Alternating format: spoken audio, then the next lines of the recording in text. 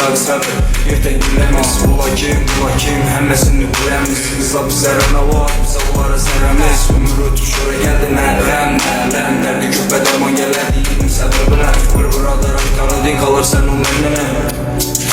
Can çıxadı təndənəm, köpək sədam mərdlə Xafam əsmə, ula məni qara desəm Qara məsmə, yaşladırla oynamaka Yaş bala məsmə, mağa ya tustosuz bir şabama dərsdə Gecələ çəkərədim, çəkişəm yapın qaldı Köynüm sizdə dərədi, uz yerdə başqalar Üzüşü bilən, qazıqma üzüm bilən qalım Mən az həyatdan qıdır, amma mən anlı Dost, peşanada var görəmiz Büyük yıla sərtsədir, yerdən güləmiz Üzü kim, məkən, ondan biləmiz Naxaqlıqa yaş vaxtdan çıxlamadı yüzümüz Dost, peşanada var görəmiz Büyük yıla sərtsədir, yerdən güləmiz Üzü kim, məkən, ondan biləmiz Qorxutmadıq yüzümüz, istimadı sözümüz Gələdi, yetərdi, harxılı adamla Bilmin qalasan əkək, kimin ötü xatalla İşin yürüşdürmü səni, cayınlarlı xatarda Dəki qılsan qriyələş, həmməsi qaçarla Olaydım yetədim,